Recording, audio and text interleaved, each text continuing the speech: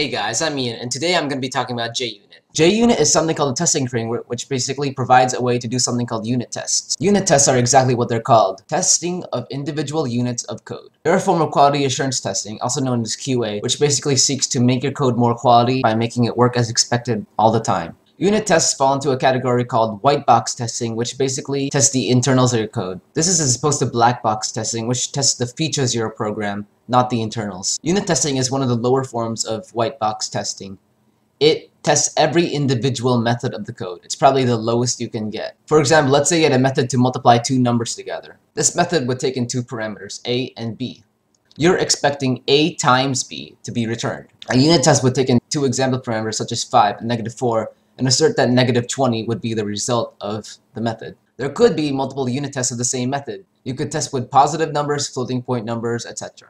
So for multiplication, this is kind of dumb since 99% of all programming languages, including Java, handle this for you. There's no need to write unit tests for something this simple. There's no need to write a method in the first place for multiplying two numbers together. But this is just an example. So back to JUnit. JUnit is a testing framework which provides a way to run unit tests for your Java programs. So you're probably wondering, what's the point?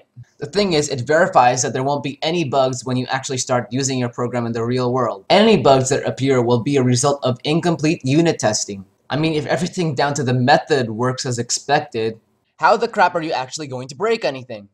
It's a whole lot better than using printline statements and eyeballing everything to make sure everything works properly together. Admit it, you're guilty of that. Everyone's guilty of that. I'm guilty of it.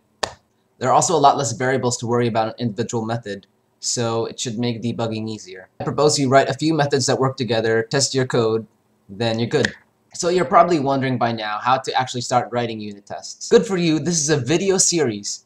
In the next video, I'll be showing you how to write your first JUnit test. So thanks for watching and stay tuned for my next video, writing your first JUnit test. Should I commit or should I code more? Should I commit or should I code more? If I don't test, there will be trouble, and my code will turn to rubble. So testing's gotta let me know. Should I commit or should I code? I can't sing and play guitar at the same time.